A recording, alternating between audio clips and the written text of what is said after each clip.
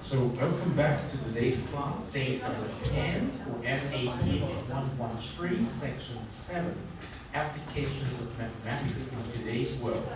Now, we have something specific for you to do today because it's the end of the first month of the semester. According to the latest regulations at our school, we need to invite students to come and complete one thing called the midterm course survey. The midterm course survey is a very simple survey here. I will have another one for you after your submissions of your homework next week.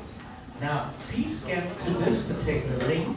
Use your mobile devices. Good afternoon, welcome back.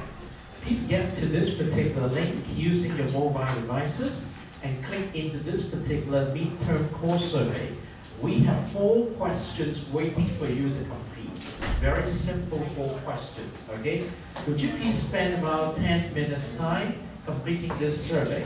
If you need more time, I'll give you more time, okay? Very simple. Just use the mobile device, get into our Moodle environment.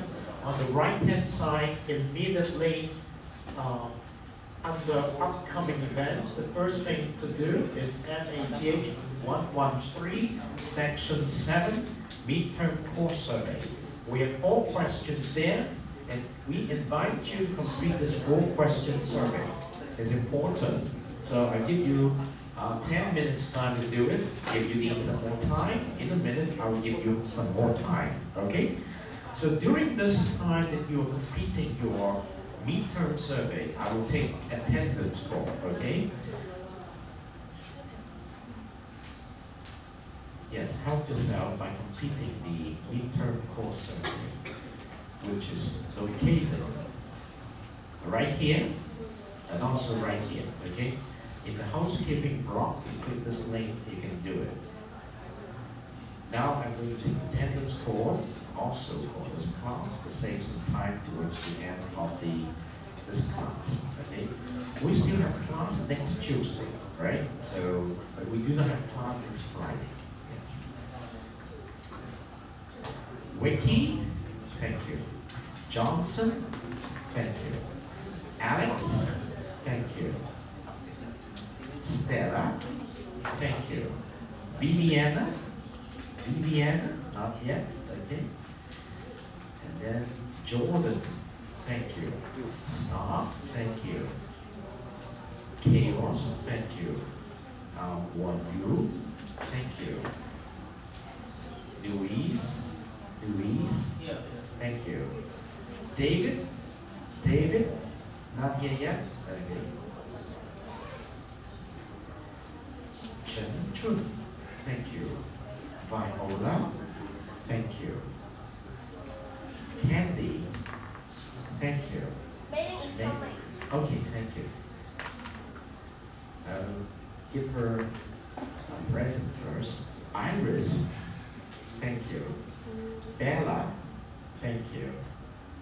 And then Cindy is not here yet, okay. Vivian, thank you. Patrick, thank you. Jeanette, thank you. Ivy, thank you. Cynthia, thank you. Michelle is not here yet. Oh, Michelle is here, okay. Lindsay, thank you. Thank you very much. Let's see. Mei Ling, right? No, this is not Mei Ling. And let's see, Cindy. Have you seen it? Yes, thank you. Okay, Kelvin. Yes, let's save this first.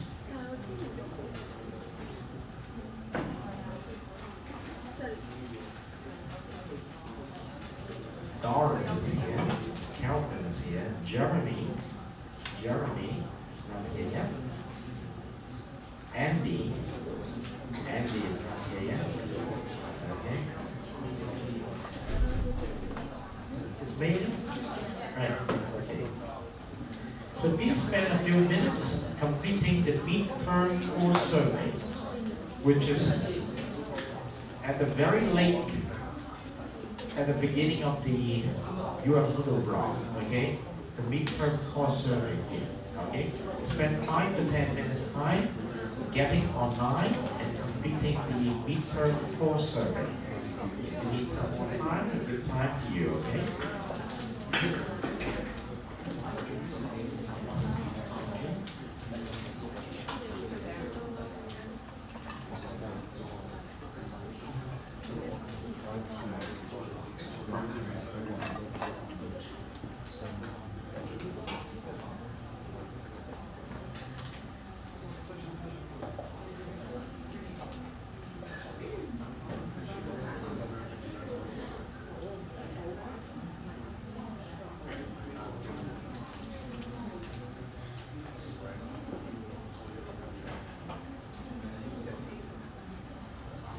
We'll spend time after you take the midterm core survey to working out some of the problems expected.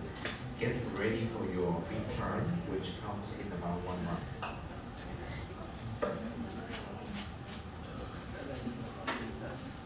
Midterm test.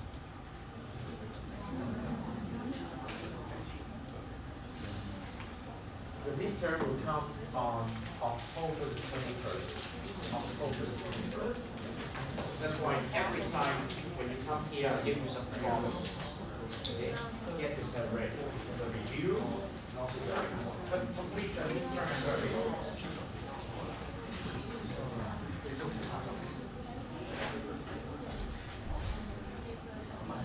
Let's see, this is take attendance.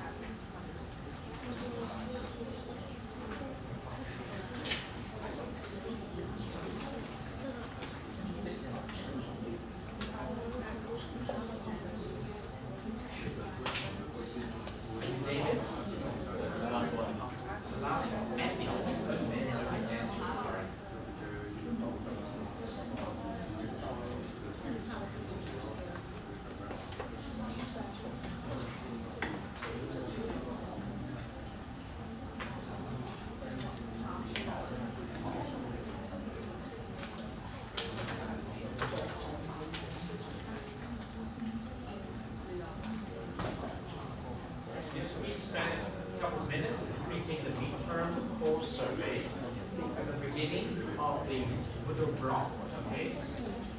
Right here, and the first item are the upcoming events, right?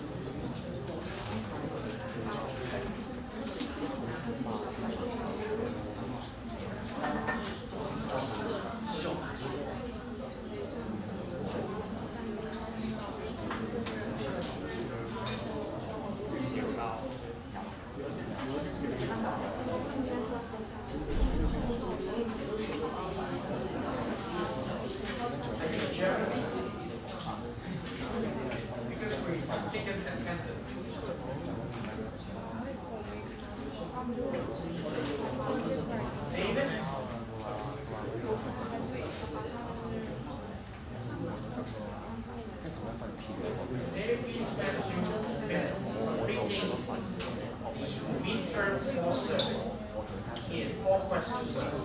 Now, your mobile device.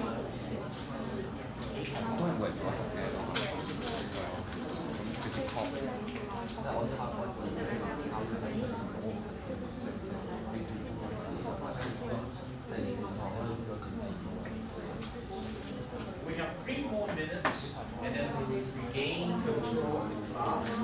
Let you work out some practice problems.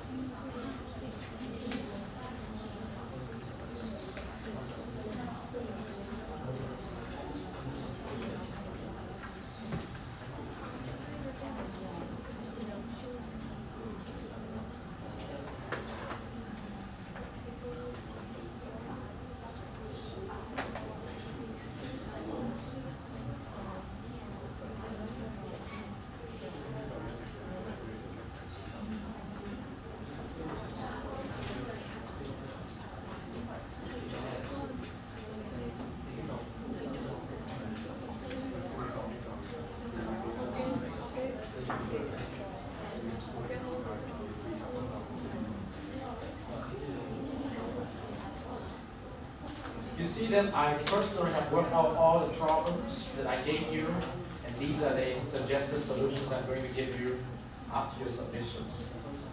Actually 10 pages, but I used the Microsoft Word to type them out. Yes. You will get all those suggested solutions after your submissions, and you have to check it on your own, okay? Make sure you understand the reasoning behind. When I work out problems, I don't just write the answers. I write out what we have learned from the principles, and then I systematically work out the answers. So I will put this online on the Moodle environment after your submission this weekend, okay? Don't worry much about your score. It's okay. You get your score. The most important thing is you go through the practice, okay? You arrive at your solutions. You have your own reasoning, and then you look at the suggested solutions, and you check. You have to learn the lessons. That's the most important thing. Don't copy the answer. It makes no sense. Okay? Give you a chance at a very important time to learn, all right? So you will get your score for that one. Definitely not take away your scores. It's very important. Okay, may I invite you to return your attention to class today? It's very important that I informed you in about 1 month's time you will have the midterm exam. And your midterm will include everything you learned at the beginning of the semester to right before the midterm. And so it's very important that in each class I include about 30 minutes time to show you our practice problem, to give you a chance to work out the practice problem and show you the answers. Okay? So besides the suggested homework that I gave you, it's important you learn to practice what you learned in class. Earlier last week, we invite you to learn the technique of graphing a derivative function given a particular function. You need to learn how to graph the derivative functions. This is a very important technique. And there you have already learned the given lessons. Today we're going to show you, better say, give you another problem to do and then give you the solutions. It's called a tangent to graph a polynomial. Okay? So may I have your attention here about the tangents of the graph of polynomial. Hi, welcome to recitation. In lecture, you learned how to compute derivatives of polynomials, and you learned the relationship between derivatives and tangent lines. So let's do a quick example that puts those two ideas together. So here I have a question on the board. Compute the tangent line for the curve y equals x cubed minus x at the point 2, 6. So I need to take a minute, work on that yourself, pause the video, we'll come back and we'll do it together. So would you please stop doing that questions on your own?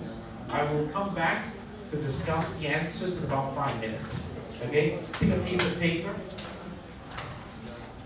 Test yourself on the idea of the tangent line of the curve at a point 2, 6, which is very fundamental, just like your exercise 1. Yes. I just got it here too. It's very simple.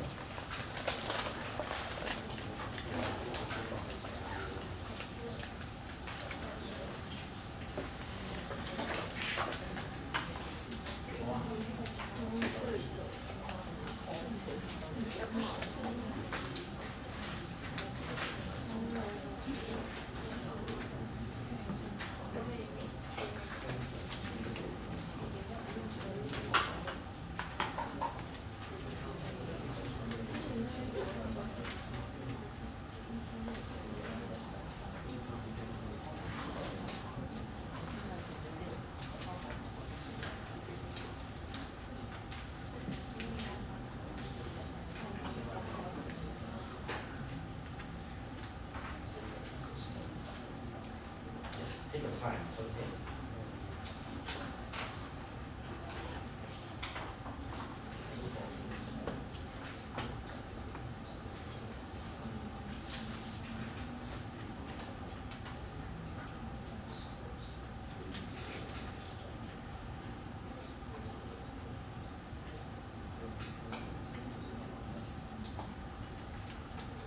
You're up to 3 o'clock to get to your possible solutions.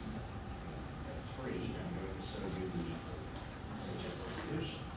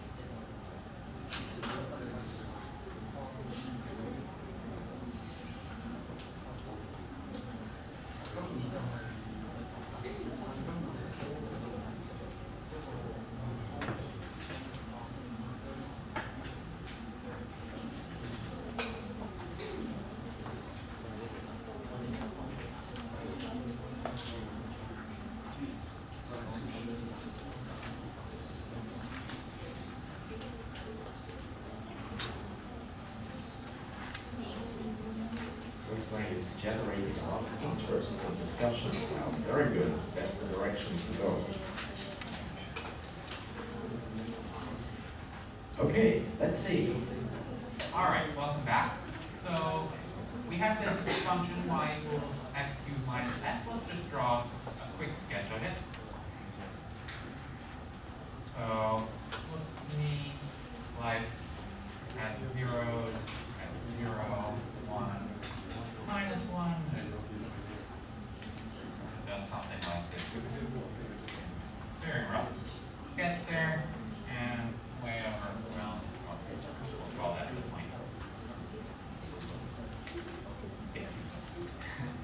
So we want to know what the tangent line is the curve is at that point. So in order to do that, we need to know what its derivative is, and then that will give us the slope. And then with the slope, we have a slope and we have a point, so we can slap that into the point slope.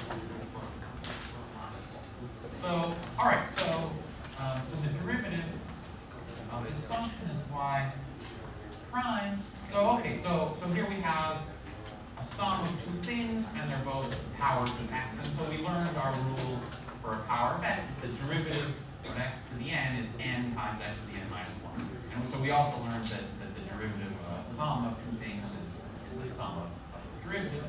So in this case, so the derivative of x cubed minus x is 3x squared minus 1. Okay, so this is the slope of the function in terms of x. But in order to compute the tangent line, we need the slope at the particular point in question. Right? This is really important. So we aren't going to use 3x squared plus 1 as our slope. Right? We want the slope at the point x equals 2. Right? So what we want for the slope of the tangent line is y prime of 2. Right? We want it at this point when x is equal to 2. So that's equal to, well, 3 times 2 squared is 12 minus 1. So this is the slope.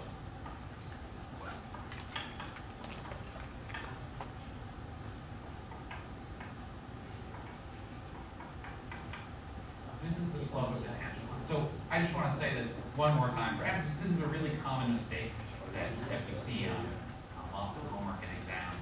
When teaching calculus, you have to remember that when you compute the slope of the tangent line, you compute the derivative, and then you need to plug in the value of x at the point in question, or the value of x and y. You need to plug in the values of the point that you have.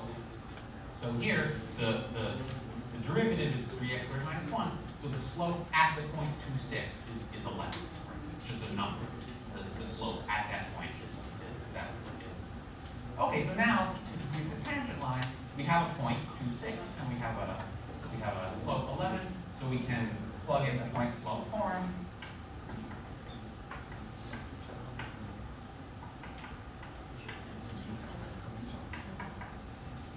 The equation of the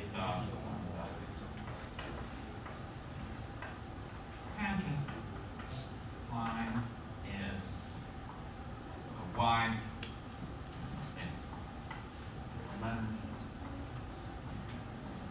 minus 2. Right, so it's y minus y0 is equal to the slope times x. If you like, some people prefer to write their equations with their lines in slope intercept form. So if you wanted to do that, you could just multiply by 11 and then bring the constants together. So you know, say 4 y equals 11x. Well, we get minus 22 plus 6 minus 16. So either. Well, that's that. So you got the idea, because in this particular example, the idea has required you to understand the meanings of the derivative, which is the slope of a particular tangent line to a particular curve and a particular form. So when you use that practice, you got the particular equations for the tangent line at that form. So now let's go for another example, which is the derivative of sine and cosine.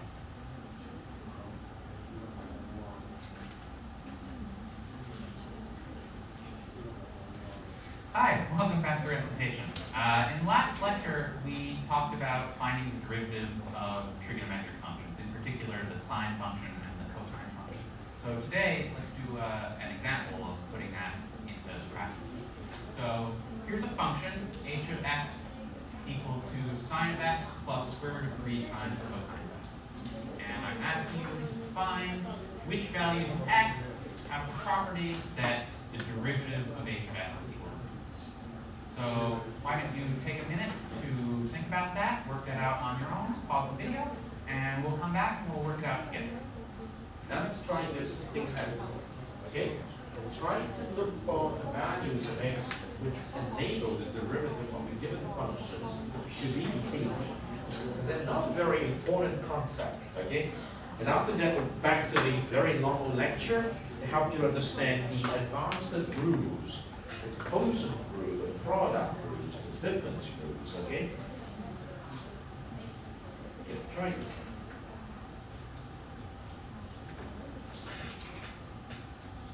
And I find it will be very useful that you practice this and remember the concept and apply the same in doing the problems. Okay? We thank you, MIT, for providing those excellent resources. Just one of the many excellent resources we can use.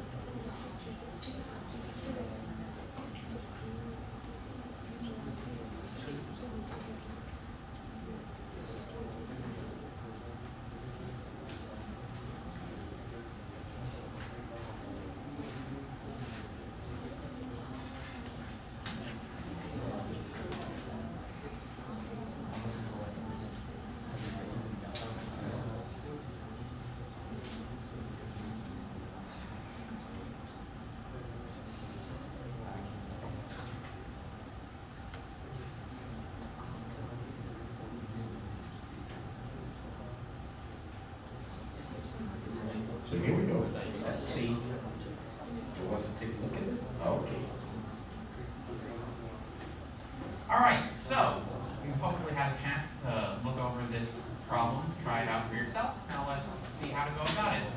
have the function h of x equal to sine x plus square root of 3 cosine x. And we want to know when its derivative is equal to 0. So in order to answer that question, we should figure out what its derivative actually is. We're trying to write down for its derivative. So in this case, that's not that bad.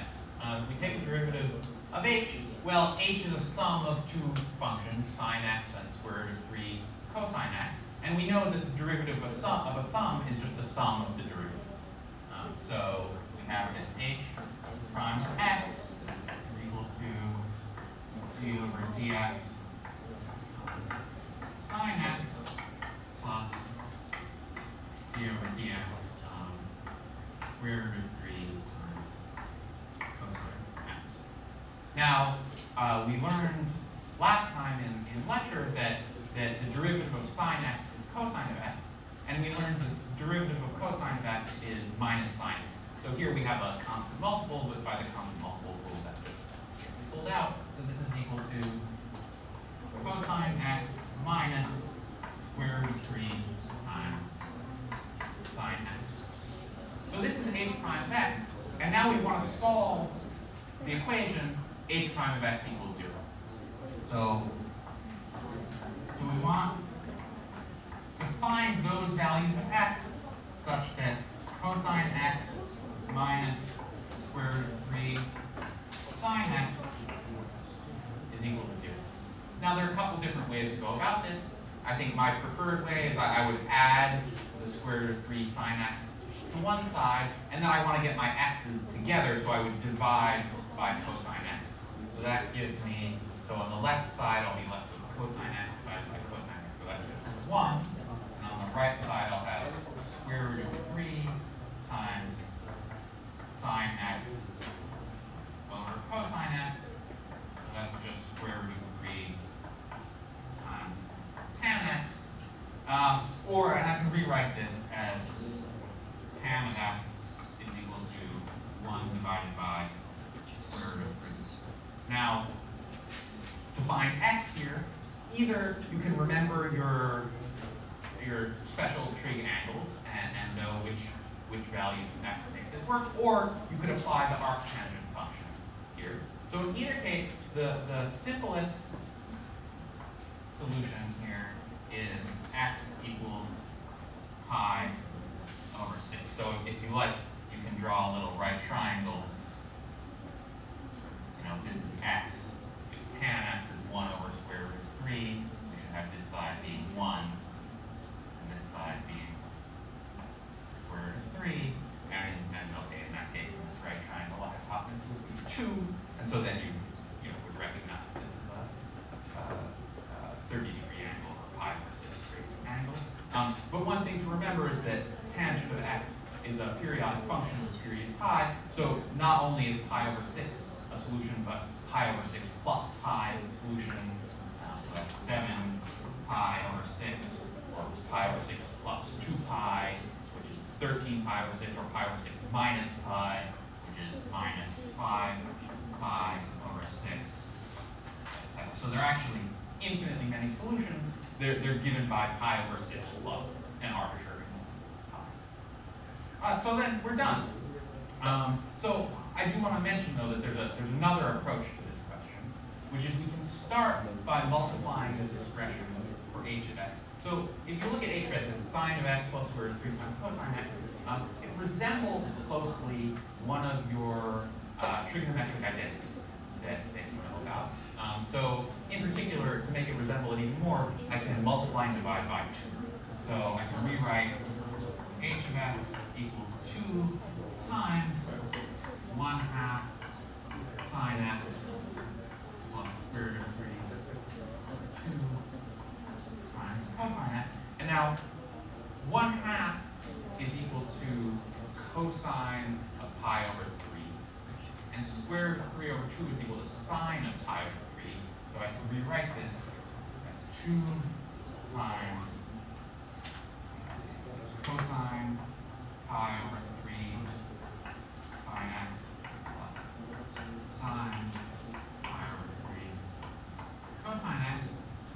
And this is exactly what you get when you do the angle addition formula for sine. This is the expanded out form, and so we can apply it in reverse and get that this is equal to 2 times sine of x plus pi over 3. So far we haven't done any calculus, we've just done, so in this solution, our first solution, we did some calculus first, and then some algebra and trigonometry. So far we've just done some algebra and trigonometry. Now, the points where h prime of x is equal to 0 are the points where the graph of this function has a horizontal tangent line. So either you can compute its derivative using your rules or by the definition, or you can just say, oh, we know what this graph looks like. So I've sort of drawn a schematic up here. So this is a graph. This graph is the graph y equals 2 sine of x plus pi over 3. It's what you get if you take the graph y equals sine x and you shift it left by pi over 3 and you scale it up by a factor of 2. So this here is at x equals minus pi over 3. This is x equals 2 pi over 3. And the points we're interested in are the points where there's a horizontal tangent line, where the derivative is 0. And so there's one of these, right, at this value, which is pi over 6. And then the second one, this is that minimum there. So that happens at x equals 7 pi over 6. Pi over 6, because for the usual sine function, it happens at pi over 2, but we shifted everything left by pi over 3. And so pi over 2 minus pi over 3 is pi over 6. And here, for just y equals sine x, this minimum would happen at 3 pi over 2, but we shifted it left by pi over 3. And so, you know, every there's another trough over here and another peak over there, and so on. So that's the second way you can do this question, using this cube together. And that's that. That's not a calculus way. Now, in order to help you come back to the regular exercise, because I need to prepare you for those exercises, we need to go back to a lecture number 4, the belong bits.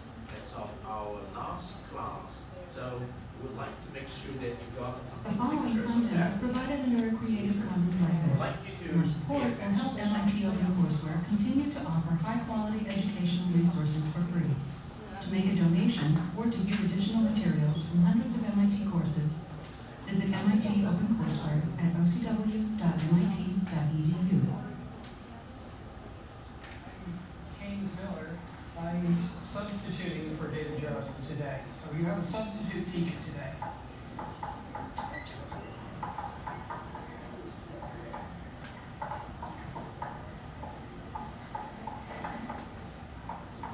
This is Professor Miller. So I haven't been here in this class with you, so I'm not completely sure where you are. I think you've just been talking about differentiation, and you've got some examples of differentiation, like these basic examples. The derivative of x to the n is in x to the n minus 1. And I think maybe you spent some time computing the derivative of the sine function as well recently. And I think you have some rules for extending these calculations as well. For instance, I think you know that if you differentiate a constant times a function, what do you get? The constant comes outside like this, or I could write cu prime is c u prime. That's this rule, multiplying by a constant, and I think you also know about differentiating a sum.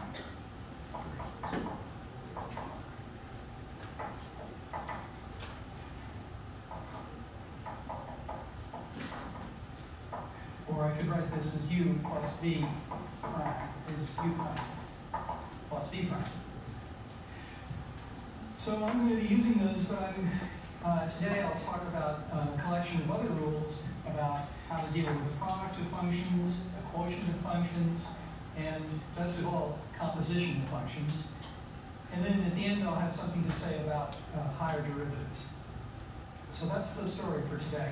That's the program. So let's begin by talking about the product rule.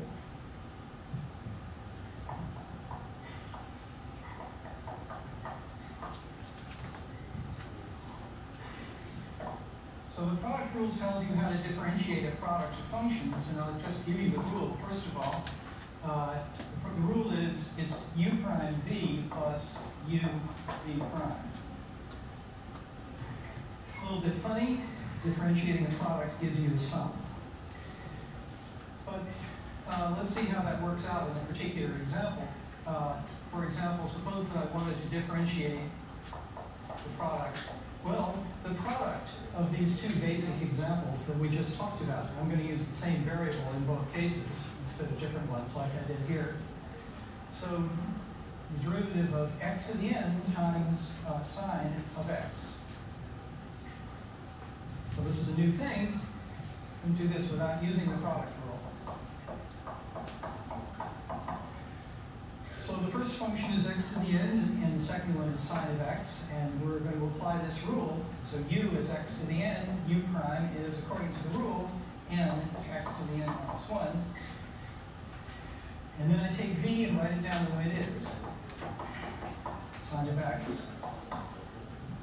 And then I do it the other way. I take u the way it is, that's x to the n, and multiply it by the derivative of v, v prime. We just saw v prime is cosine of x. So that's it. Obviously, you can differentiate longer products, products of more things, by doing it one at a time. But let's see why this is true. I want to try to show you why the product rule holds. So I think you have a standard way of trying to understand this. And it involves looking at the change in the function that you're interested in differentiating. So I should look at how much the product uv changes when x changes a little bit. Well, so how do we compute the change? Well, I write down the value of the function at some new value of x, x plus delta x. Well, I better write down the whole new value of the function, and the function is u times v. So the whole new value looks like this. It's u of x plus delta x times v of x plus delta x. That's the new value, but what's the change in the product? Well, I better subtract off what the old value was, which is u of x times v of x. Okay. Now, according to the rule we're trying to prove, I have to get u prime involved.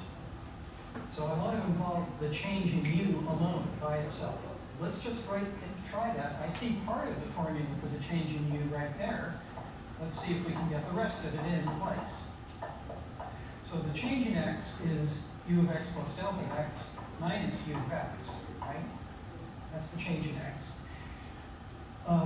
It occurs, this part of it occurs up here multiplied by v of x plus delta x. So let's put that in too.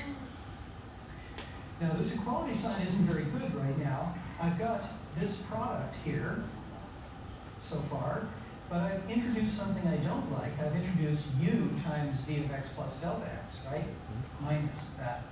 So the next thing I'm going to do is correct that little defect by adding in u of x times v of x plus delta x.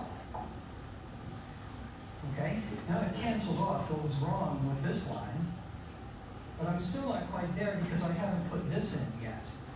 So I better subtract off u of x, u times v, and then I'll be home. But I'm going to do that in a clever way because I notice that I already have a u here.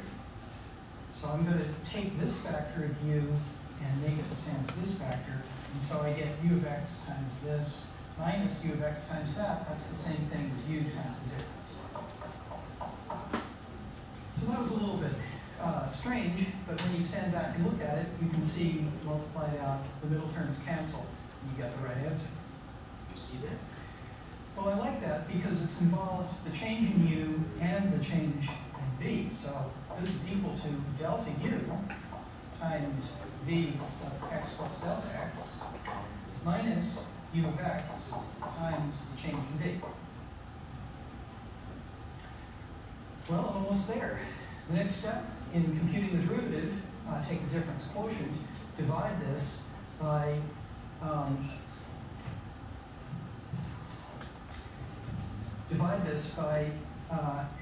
delta x.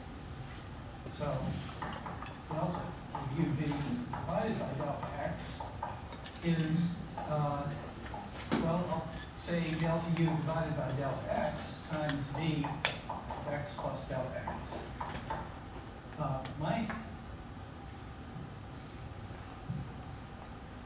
Have I made a mistake here?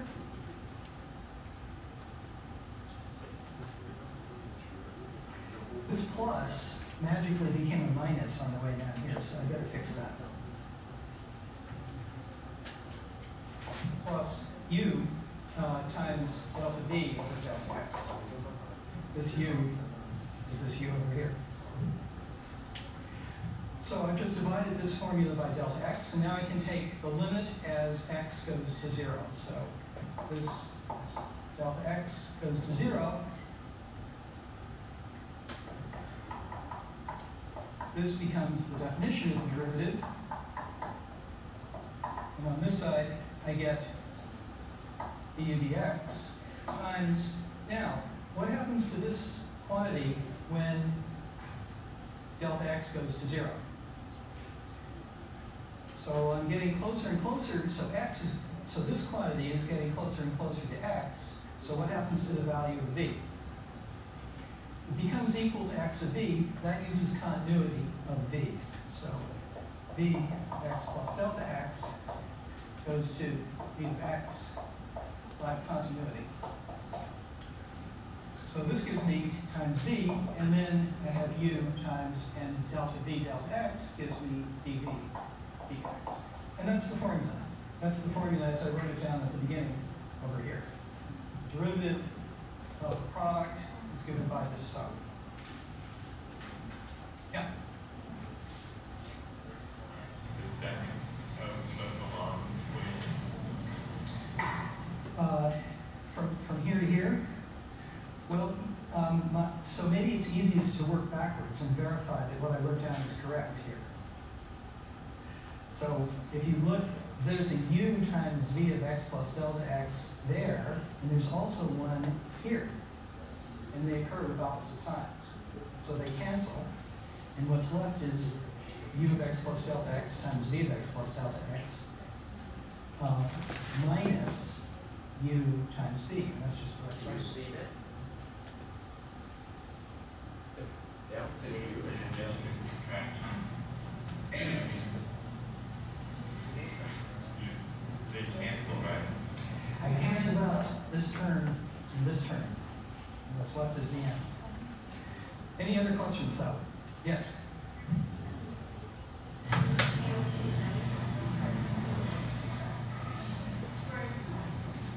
Well, I just calculated what delta uv is, and now I'm going to divide that by delta x on my way to computing the derivative.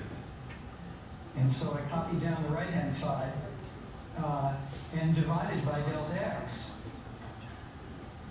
I just decided to divide the delta u by delta x and the delta v by delta x. Good. Anything else? So, all right, so we have the product rule here, the rule for differentiating a product of two functions. This is making us stronger. There are many more functions you can find derivatives of now. How about quotients? Let's find how to differentiate a quotient of two functions.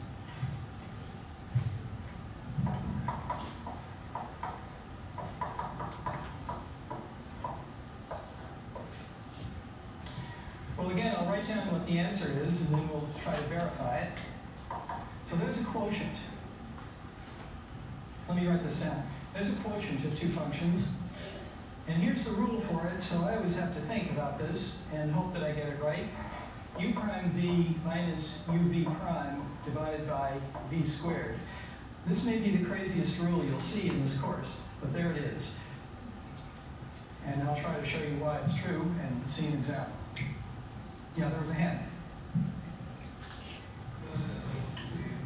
Sorry.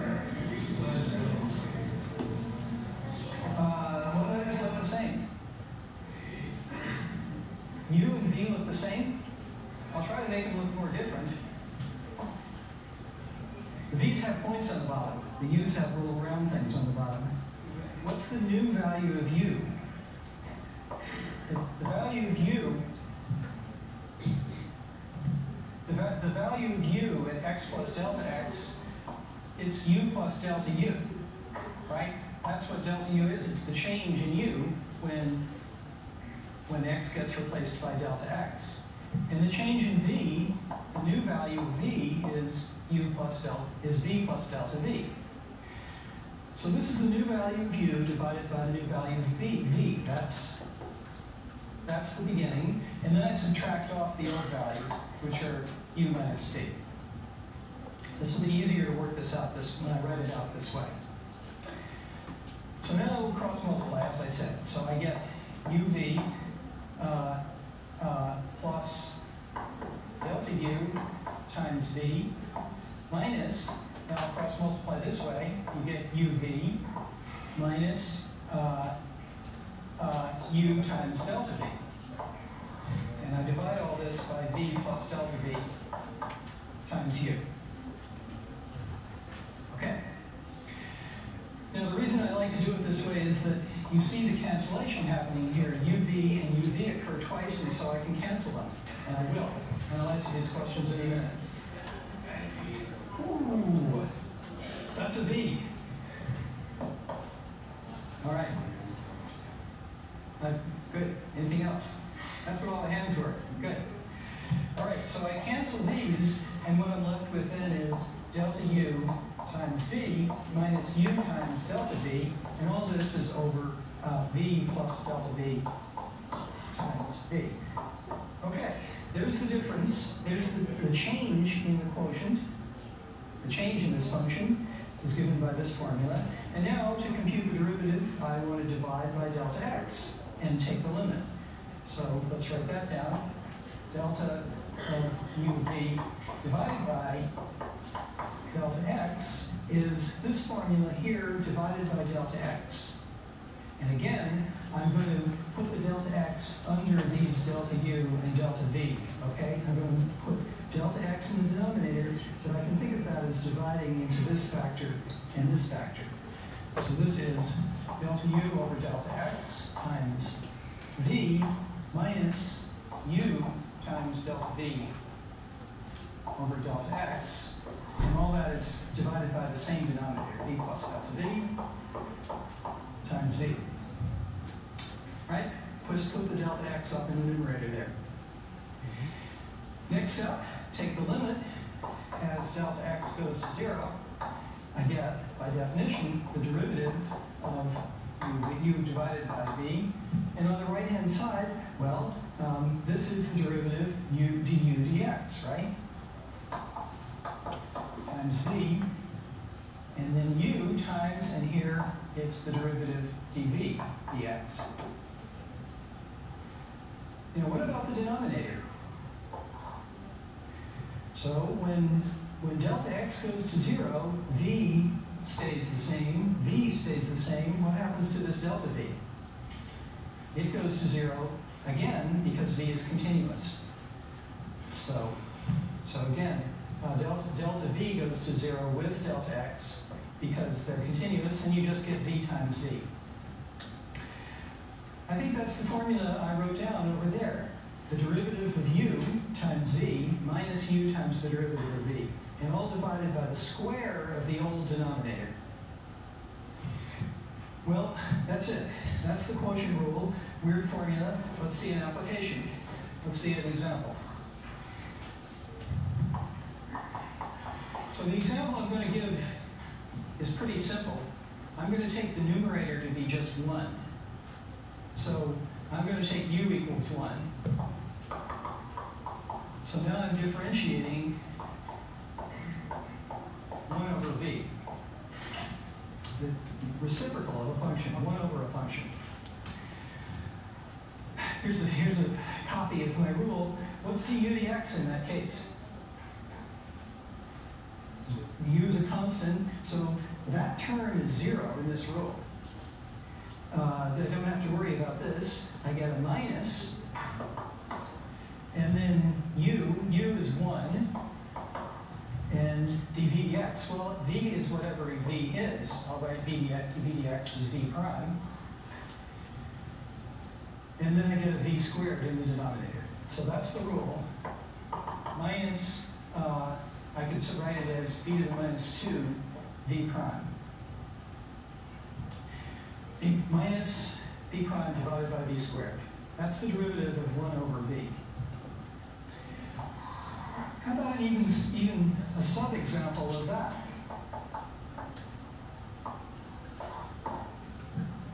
I'm going to take the special case where u is equal to 1 again, and v is a power of x.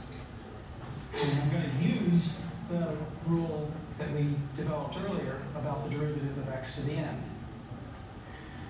So what do I get here? D over dx of 1 over x to the n is, I'm plugging into this formula here, with v equals x to the n. So I get minus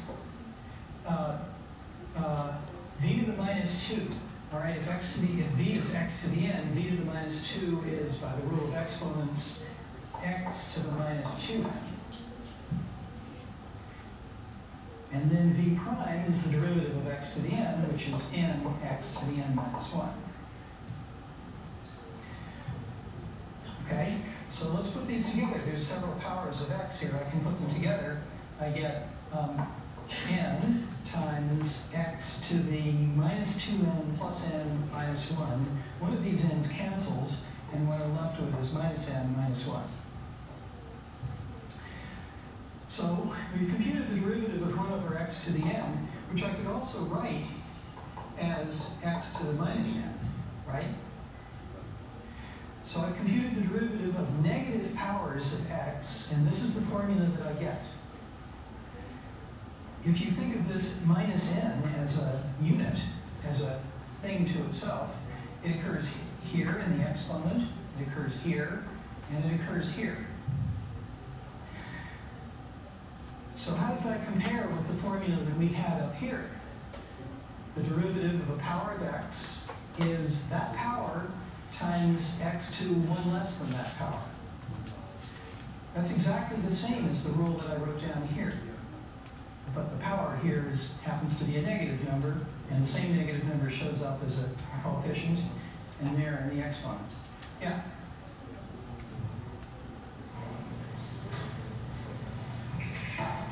How did I do this?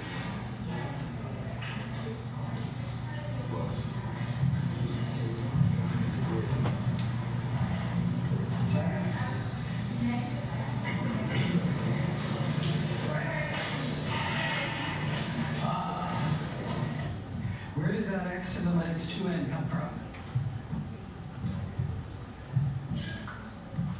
So the rule, I'm applying this rule. So the denominator in the quotient rule is v squared.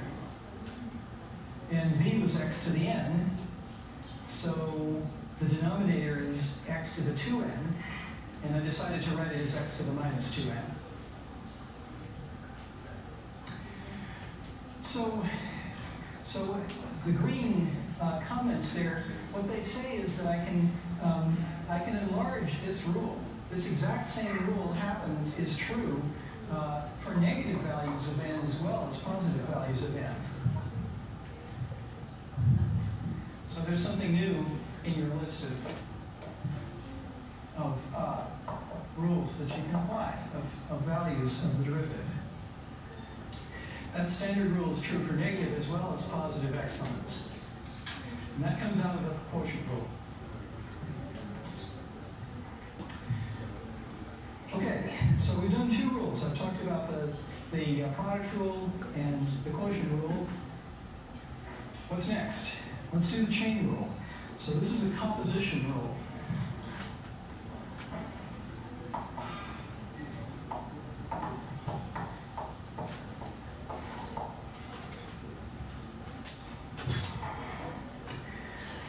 So the kind of thing that I have in mind, composition of functions is about substitution.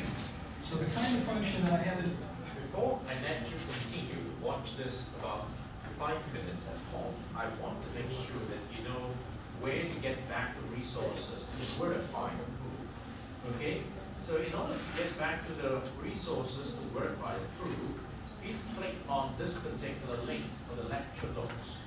Whole set of notes, but if you want a quick notes on the specific proof of the quotient group, so you need to go back to our after class activity at week number 4, get to the content learning, because that's where we are. And underneath this, we're getting started with lecture number 4. So this is lecture number 4. So here we got the product groups, okay? And then we have the quotient group here, okay? So if you want to study very clearly, if the manipulations done by Professor Mira is correct, you go back here and click on the notes here. And you'll be brought to this page with all those notes that is called quotient group, okay? So if you want to see the whole picture of these, read the whole set of notes from there, okay? So that is the quotient group, that is the product groups, okay? Here you got the proof, all right?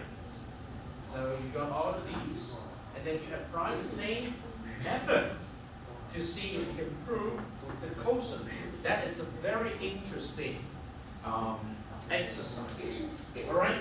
So the chain group, definitely a couple more minutes for the chain groups. Find is, for instance, y is the sine of t raised to the 10th power.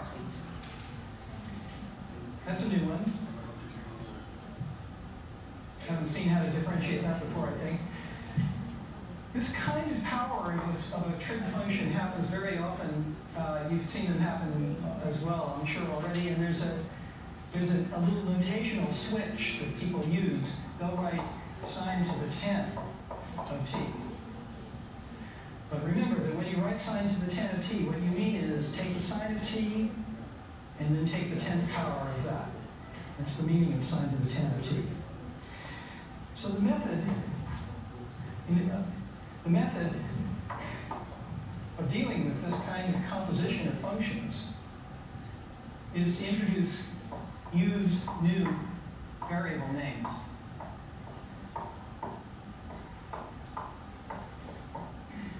What I mean is, I can think of this sine of t raised to the 10th power, I can think of it as a two-step process. First of all, I compute the sine of t, and let's call the result x. There's the new variable name. And then I express y in terms of x. So y says, take this and raise it to the 10th power.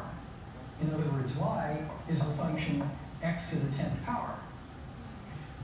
And then you plug x equals sine of t into that, and you get the formula for what y is in terms of t. So it's good practice to introduce new letters when they're convenient, and this is one place where it's very convenient. So let's find a rule for differentiating a composition, a function that can be expressed by doing one function and then applying another function. And here's the rule. Well, maybe I'll actually derive this rule first, and then you'll see what it is. In fact, the rule is very simple to derive, so this is a proof first, and then we'll write down the rule. I'm interested in delta y over delta t.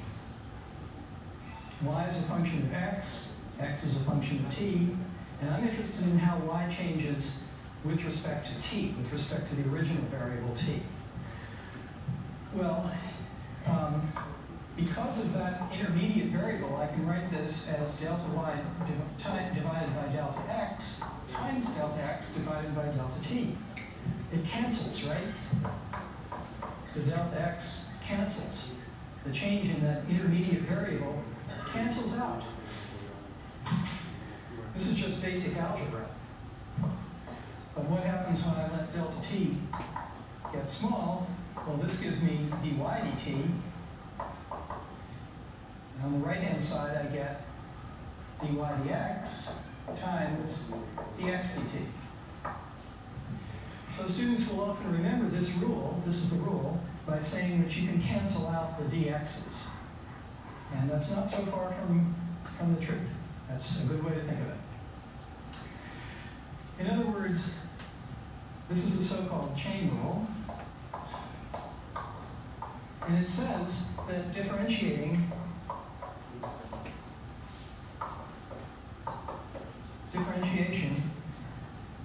takes of a composition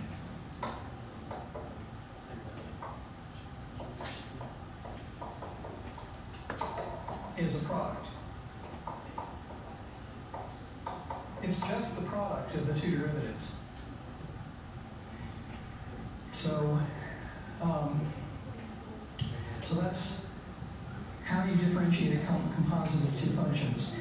And let's just do an example. Let's do this example. See how that comes out. So let's differentiate. What did I say? Sine of t raised to the 10th power. Okay, there's an inside function and an outside function. The inside function is x as a function of t. That is, this is the inside function. And this is the outside function.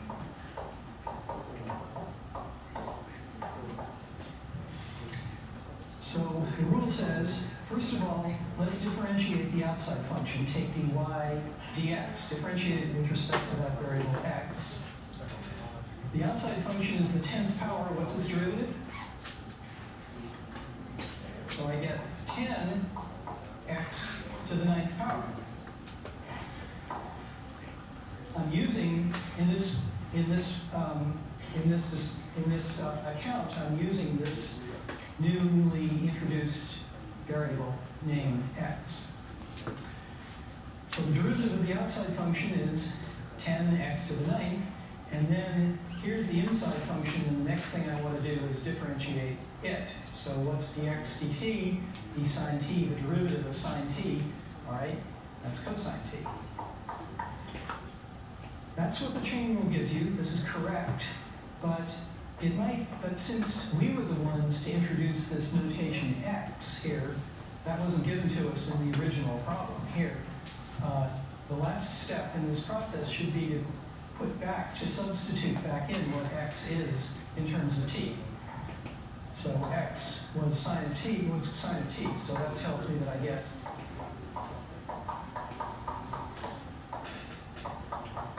get 10 times sine of t raised to the 9th power, that's x to the 9th, times the cosine of t, or what's the same thing, sine to the 9th of t, cosine of t.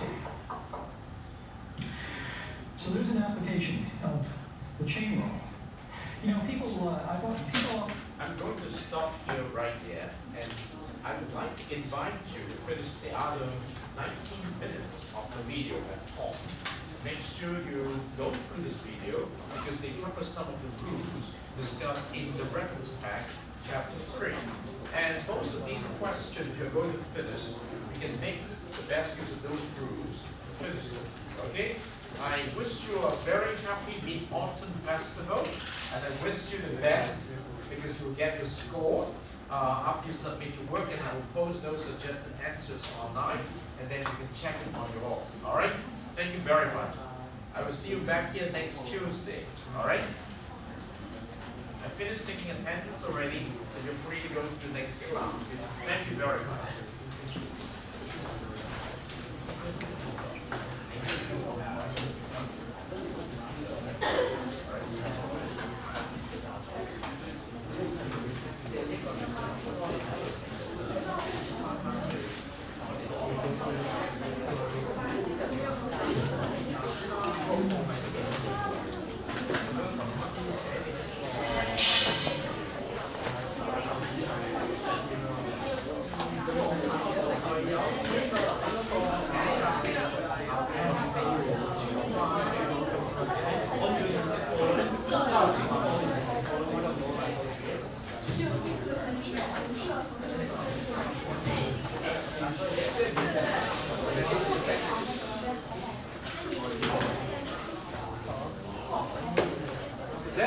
today's MATH 113, Section 7, on September the 25th, 2015, day number 10.